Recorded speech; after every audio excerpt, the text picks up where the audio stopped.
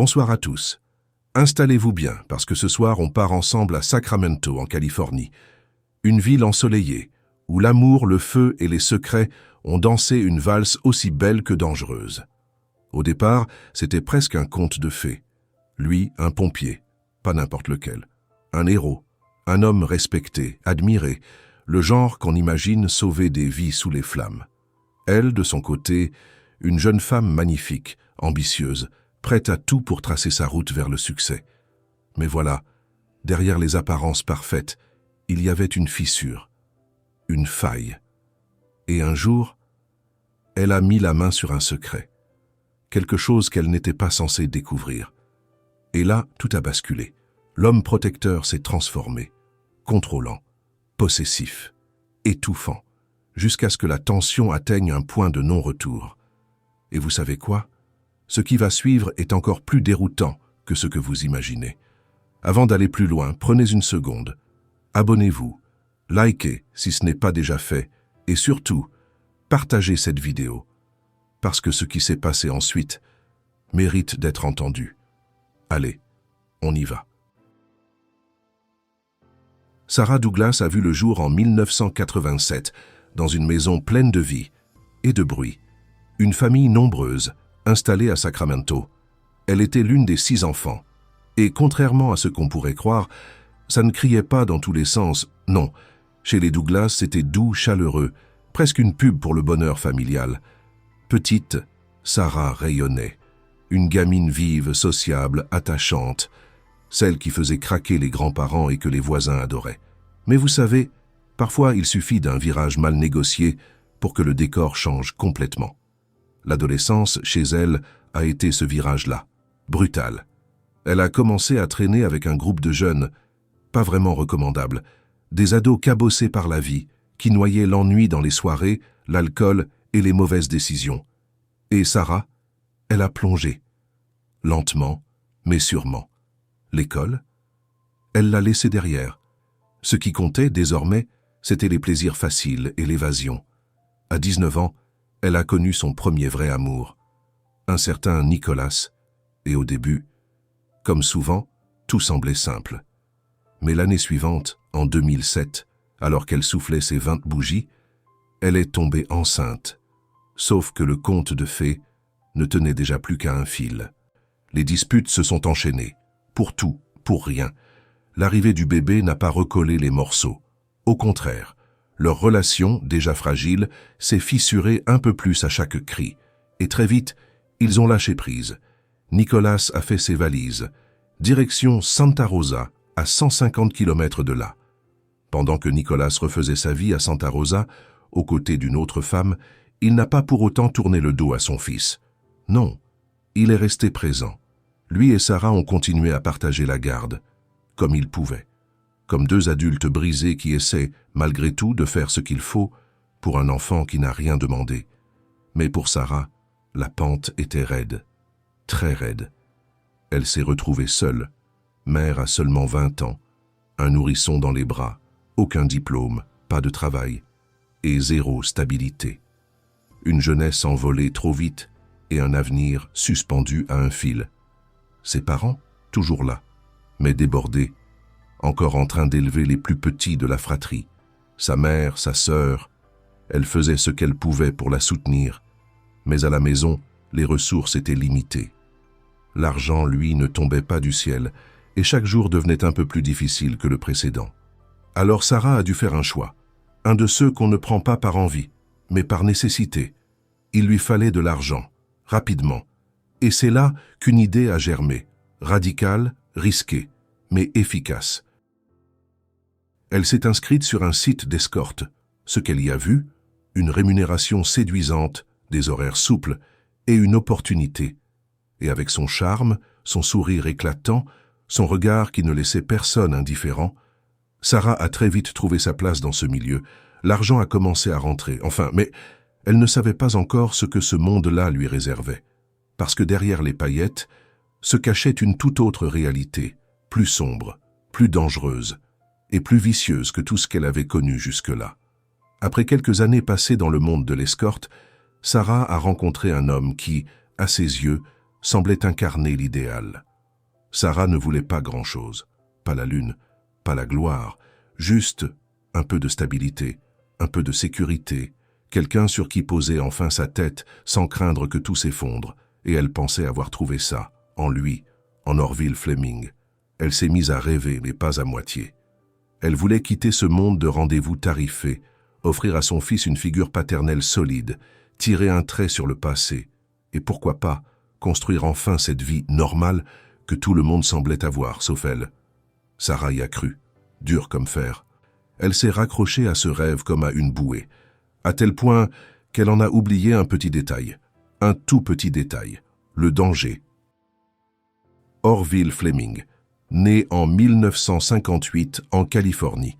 Et avant d'entrer dans l'univers trouble de Sarah, il avait tout du citoyen modèle.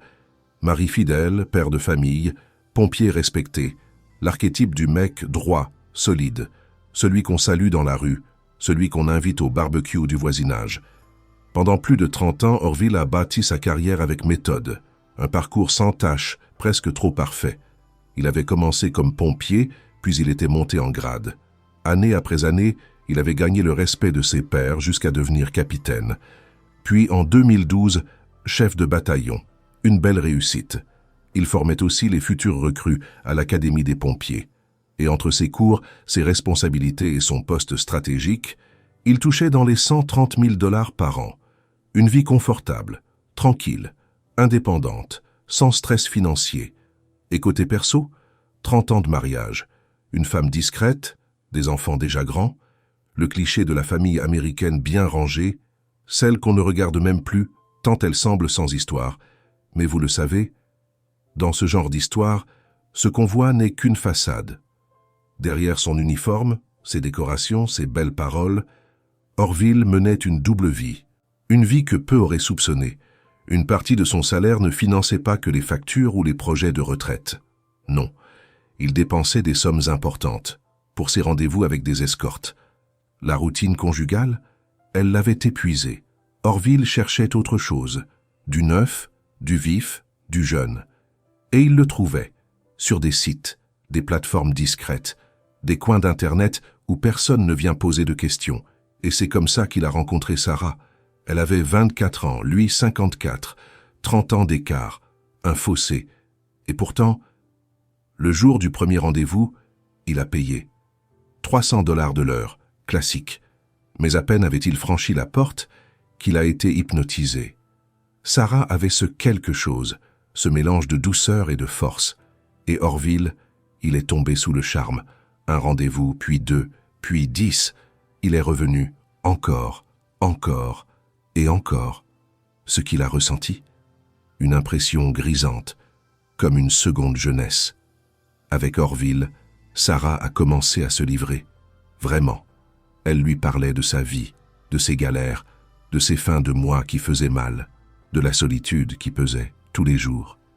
Et Orville, en bon pompier programmé pour secourir, a été touché, ému, puis, peu à peu, totalement embarqué. Ce qui n'était qu'une attirance est devenu obsession. Il voulait la sauver, elle et son fils, comme s'ils étaient une nouvelle mission, une urgence affective à prendre en charge. La relation a pris un tournant radical, et un jour, Orville a craqué. Il lui a proposé de tout plaquer, sa femme, sa maison, sa vie d'avant, pour elle, pour Sarah, pour ce futur qu'ils s'inventaient à deux. Et Sarah, elle a dit oui, sans hésiter. Mais Orville n'était pas un homme à demi-mesure. Alors il est allé jusqu'au bout. Il a eu la discussion. Vous savez, celle qui laisse des traces, frontale, violente. Il a quitté sa femme et leurs 2 enfants. Tout ça pour une jeune escorte qu'il aimait à en perdre la tête. Et pour rendre ce rêve réel, il a sorti le chéquier. Nouvelle maison, en banlieue de Sacramento. Un quartier calme, propre, presque trop tranquille. Un nid pour une nouvelle vie. Sarah était euphorique. Elle y croyait dur comme fer. Elle a annoncé la nouvelle à sa famille, comme une victoire. Enfin, pensait-elle. Enfin, une vraie maison, une vraie famille. Un homme qui l'aime, qui aime aussi son fils. Elle lui a juré qu'elle tournait la page.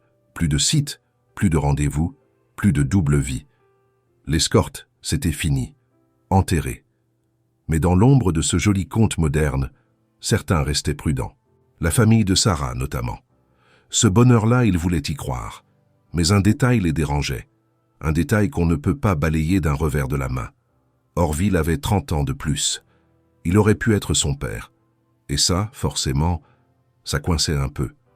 Mais bon, le bonhomme avait l'air droit, carré, poli. Il dégageait cette assurance tranquille des hommes qui ont traversé les tempêtes sans se salir. Il faisait figure d'homme respectable, de futur beau-père idéal. Alors peu à peu les doutes se sont tassés, les murmures ont laissé place au sourire, les proches ont décidé de la soutenir, parce qu'au fond, qui était-il pour juger? Sarah avait enfin l'air heureuse, et ça c'était précieux, et il faut dire que tout semblait parfait. Orville mettait un point d'honneur à rendre leur foyer chaleureux. Il faisait des efforts, visibles, constants, pour Sarah, mais aussi pour son petit garçon. Il voulait que tout respire la stabilité, l'amour, le renouveau. Il est même allé jusqu'à aménager un coin spécial dans la maison, pour des oiseaux. Oui, des oiseaux. Une passion de Sarah, depuis toute petite. Un détail, certes, mais qui disait tout. Il voulait lui offrir un cocon, son cocon. Et de son côté, Sarah avait tenu parole. Elle avait tiré un trait sur l'escorte. Terminé. Elle s'était transformée en femme au foyer modèle. Lessive, repas, oiseaux, petit garçon, moments doux en duo. Une routine banale, simple, presque trop lisse. Une vraie petite vie américaine, celle qu'on voit dans les publicités. Et Sarah, dans tout ça, elle rêvait plus grand. Elle voulait officialiser leur amour, porter son nom. Et un jour, son souhait s'est réalisé. Orville lui a offert une bague, pas une babiole, une vraie. Un anneau luxueux, serti d'un diamant imposant. Un bijou qui disait « Je suis à toi », pour de bon. Et Sarah a dit oui, évidemment. Mais ce bonheur de carte postale n'a pas tenu longtemps. Il a suffi de gratter un peu sous la surface pour que le vernis craque. Derrière le sourire bienveillant d'Orville Fleming se cachait un tout autre homme. Un homme rongé, par la jalousie, par la peur de perdre, par un besoin maladif de tout contrôler. Et Sarah l'a découvert très vite. Il est devenu possessif, envahissant, paranoïaque. Le moindre regard, le moindre message, le moindre déplacement devenait sujet à interrogatoire. Elle ne pouvait plus sortir faire une course sans devoir s'expliquer, minute par minute. Et le pire, c'est qu'Orville savait très bien ce qu'il faisait. Sarah dépendait de lui totalement. Financièrement, elle n'avait plus rien d'autonome, et lui s'en servait, comme d'une laisse invisible, une emprise douce en apparence, mais terriblement étouffante. Il tirait les ficelles. Elle était devenue sa chose. Cette relation si belle en façade était en réalité une cage dorée. Pendant des années, Sarah a tenté de faire bonne figure, de garder le cap, de croire encore un peu à cette histoire d'amour qu'elle avait tant voulu. Mais en vérité, elle se consumait à petit feu. Un homme de 30 ans, son aîné, incapable de gérer ses démons, obsédé à l'idée qu'elle puisse lui échapper. Un inconnu qui lui adressait la parole dans la rue, crise, hurlement, soupçon, culpabilité. Et comme si ça ne suffisait pas, une autre tension est venue se greffer à cette atmosphère déjà toxique. La femme d'Orville, Megan. Et oui, parce que, légalement, Orville était toujours marié. Le divorce, lancé, soi-disant, mais lent, très lent. Et Megan n'avait aucune intention de faciliter les choses. Elle jouait avec le temps, elle mettait des bâtons dans les roues, et elle savait exactement où frapper pour faire mal. Elle manipulait, elle semait le doute, elle poussait Orville à bout, tout en gardant sa position de légitime. Et au milieu de cette guerre froide entre deux femmes, l'une blessée, l'autre piégée, Sarah sentait bien que son rêve s'effondrait, petit à petit, comme un château de cartes qu'on aurait construit trop vite, trop haut, et son calme, lui aussi, commençait dangereusement à vaciller. Début 2014, tout s'est envenimé. La pression est montée, doucement, puis violemment. Megan, la femme légitime d'Orville, n'avait jamais lâché l'affaire. Mais là, elle s'est mise à l'appeler, jour, nuit, en boucle, Elle ne réclamait plus seulement un divorce, elle voulait de l'argent, beaucoup d'argent, remboursement, pension, compensation pour les humiliations, et surtout vengeance. Ce qui l'avait mise hors d'elle, une ligne de dépenses bien précise dans leur compte conjoint, service d'escorte.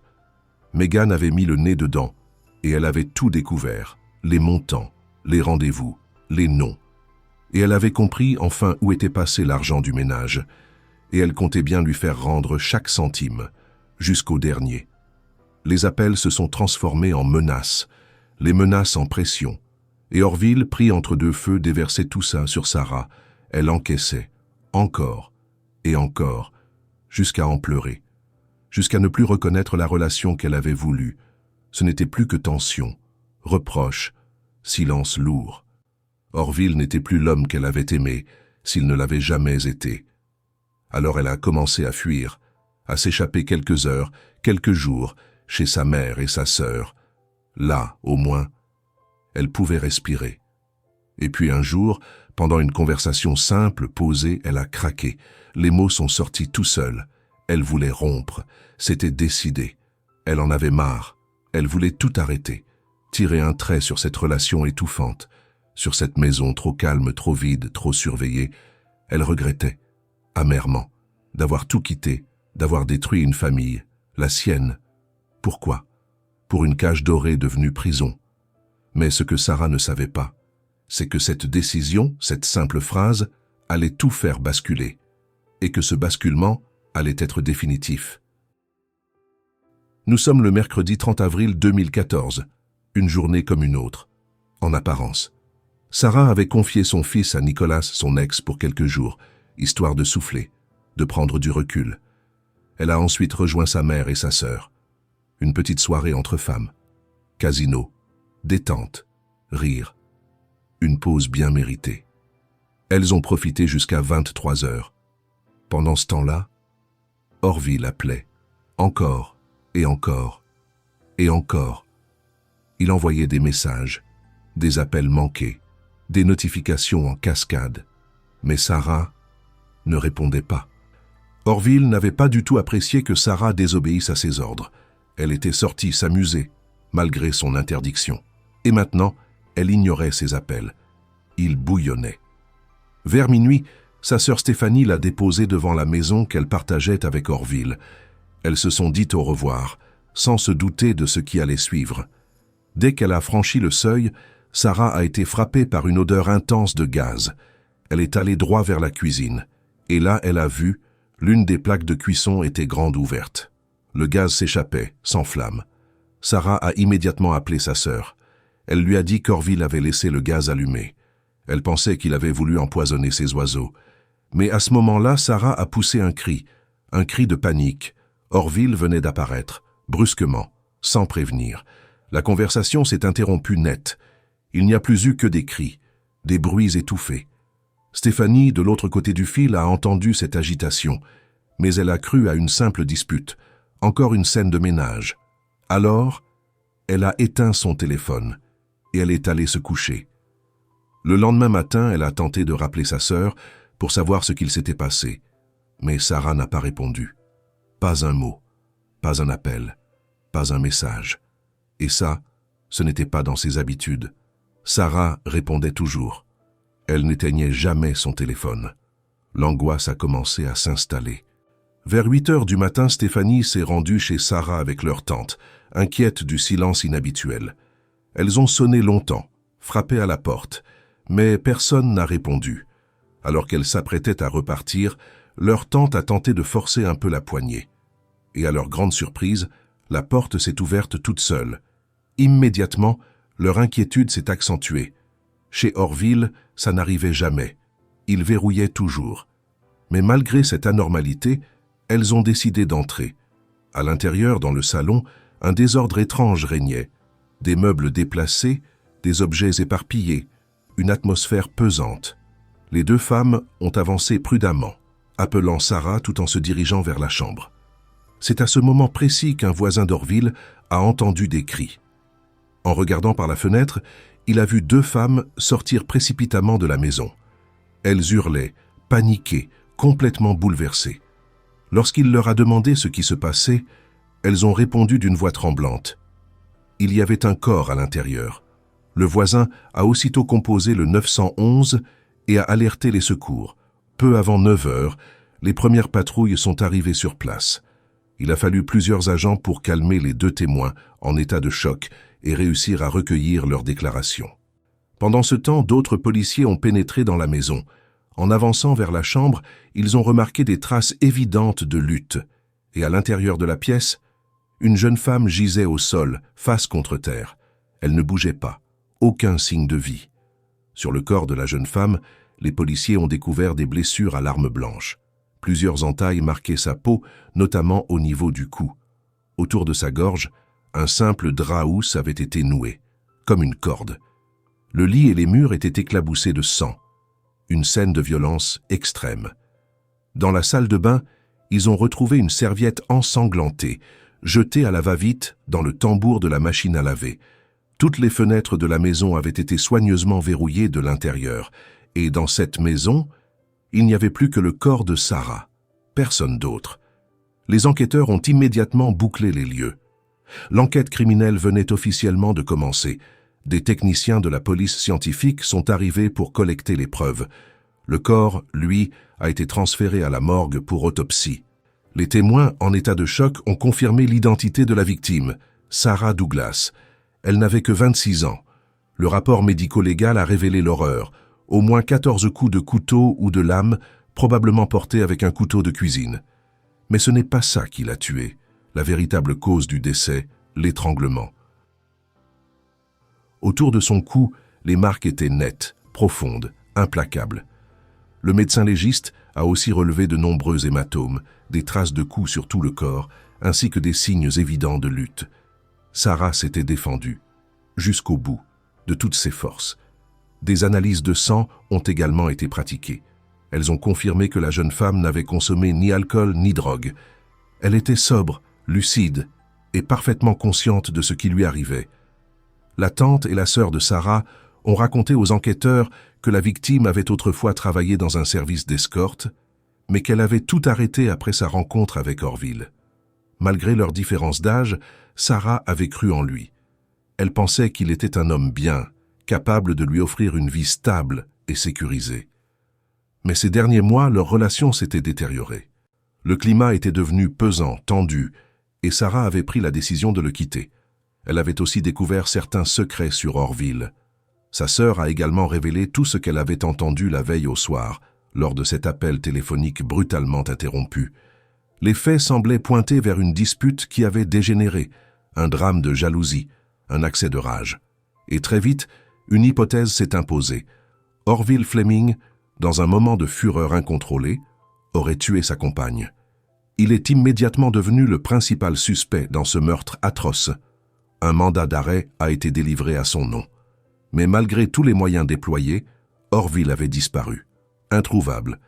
Il n'était ni chez lui, ni sur son lieu de travail, ni chez son ex-femme, ni chez des proches.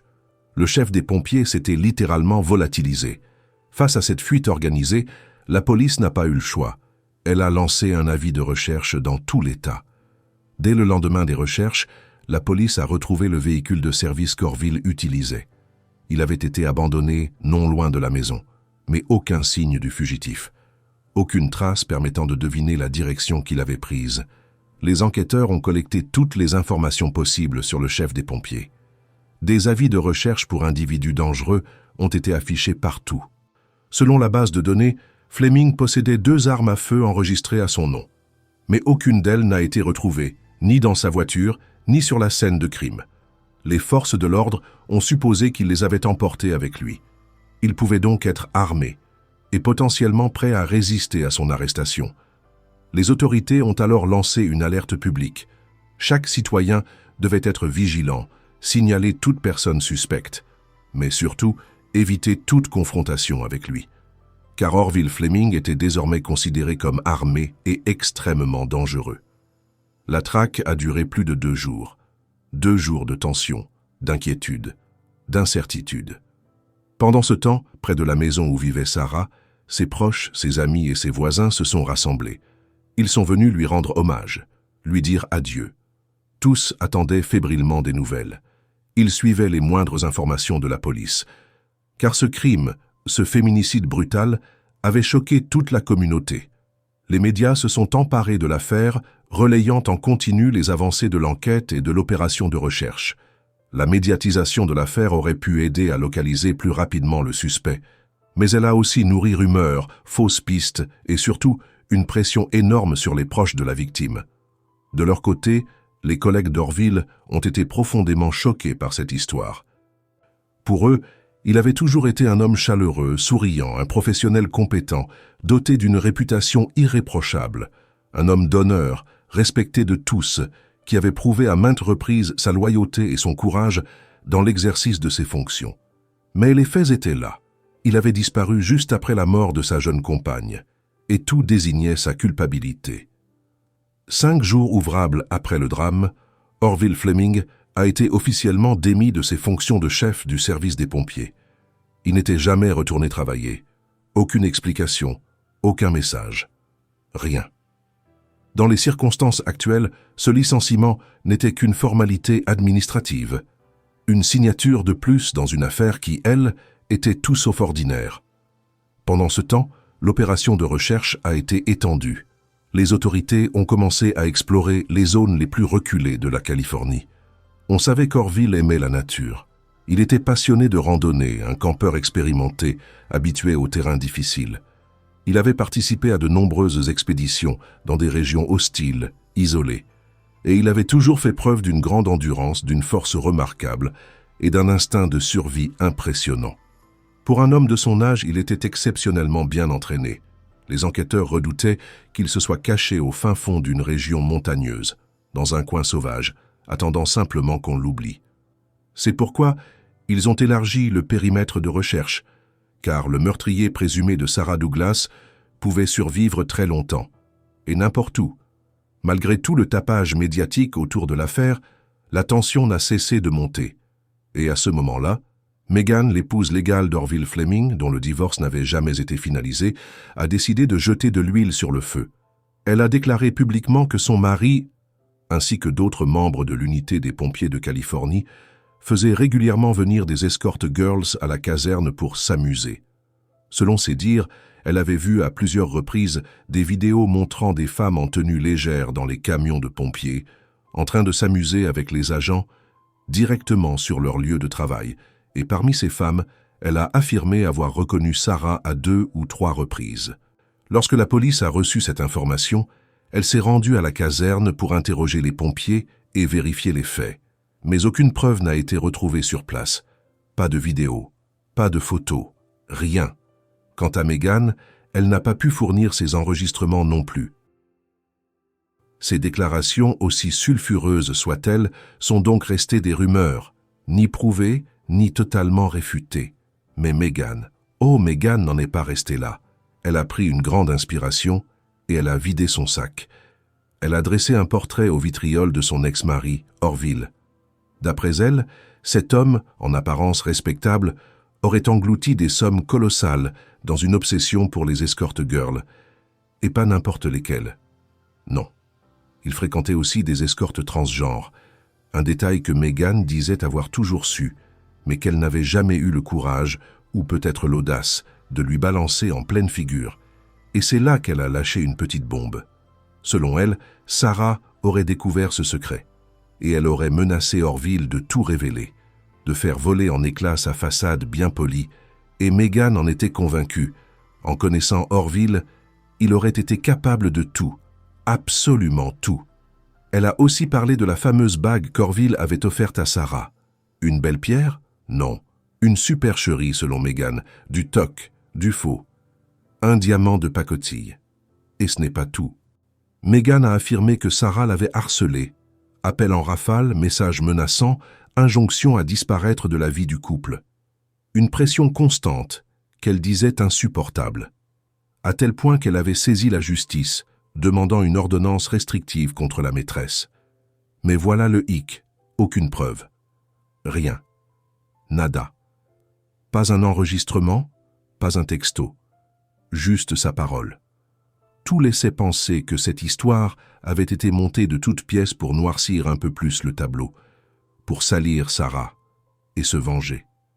Ceci dit, une petite zone d'ombre persistait, car Sarah, quelques jours avant le drame, avait confié à sa sœur qu'elle avait découvert un lourd secret sur Orville. Était-ce cette fameuse double vie d'Orville avec les escortes transgenres? Peut-être. Le 26 mai 2014, un tournant décisif a eu lieu. Ce jour-là, Orville Fleming, l'ex-commandant de bataillon des pompiers, a enfin été capturé.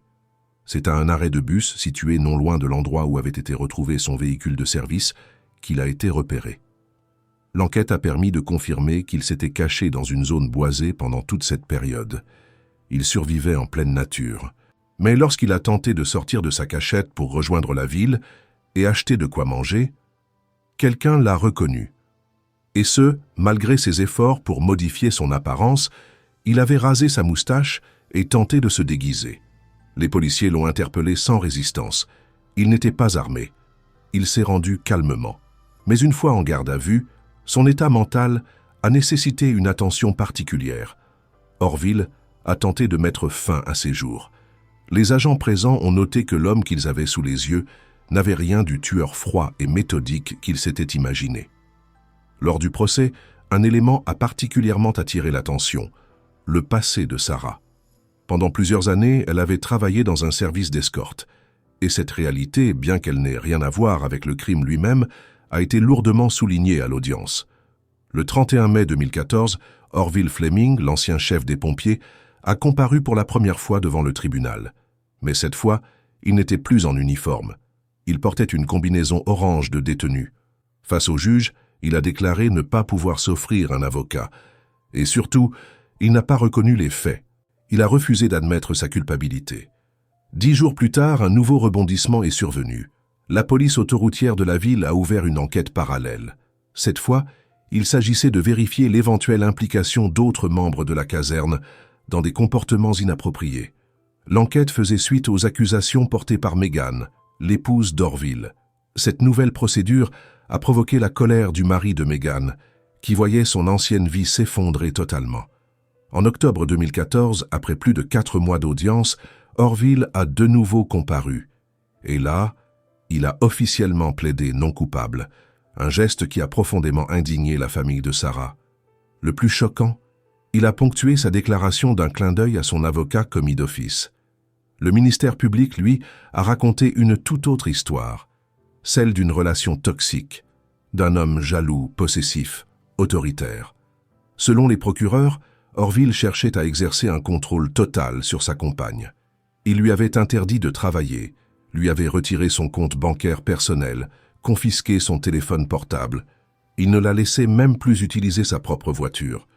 En parallèle du procès pour meurtre, une autre enquête s'est poursuivie, celle concernant les dysfonctionnements au sein de la caserne où Orville travaillait comme instructeur. Le 29 décembre 2014, les enquêteurs ont confirmé qu'il y avait bien eu des comportements à caractère sexuel inappropriés au sein du service, en dehors des heures de travail. Mais malgré toutes les recherches, les fameuses vidéos mentionnées par Megan n'ont jamais été retrouvées. À la suite de ces révélations, 16 pompiers ont été immédiatement placés en congé administratif, une mesure conservatoire, le temps d'éclaircir leur implication. En juin 2015, l'affaire principale est enfin entrée dans sa phase finale. Le dernier round du procès pour le meurtre de Sarah Douglas. La défense a tenté de redorer l'image de l'accusé autant que possible. Elle a présenté Orville comme une victime, un homme respectable, tombé sous l'influence d'une escorte girl manipulatrice, consommatrice régulière d'alcool et de drogue. D'après l'avocat, Sarah aurait profité de lui, se serait servi de lui pour son confort, jusqu'à ce qu'il n'ait plus rien à lui offrir. Et c'est dans cet état de faiblesse émotionnelle, selon la défense, qu'Orville aurait perdu le contrôle face à celle qu'il aimait. La défense a également affirmé qu'Orville ne se souvenait pas de la dispute avec Sarah. Cette stratégie visait à réduire la gravité des charges et à faire requalifier les faits en un crime moins lourd. Dans ce cadre, les avocats ont dressé un portrait très noir de la victime. Ils ont décrit Sarah Douglas comme une femme difficile, instable, harcelant constamment son compagnon. Selon eux, c'était elle qui poussait Orville à bout et à force, Il aurait fini par sombrer. Ils ont même affirmé qu'il avait développé une addiction à l'alcool à cause d'elle. Mais la famille de Sarah a fermement démenti ces accusations, et les conclusions médico-légales les ont appuyées. Aucune trace d'alcool ni de drogue n'avait été retrouvée dans le sang de la victime. Les faits, eux, étaient clairs. La nuit du drame, une violente dispute avait bien éclaté. Stéphanie, la sœur de Sarah, en avait entendu le début au téléphone. Orville, de son propre aveu, était entré dans un état second, comme un zombie, selon ses mots.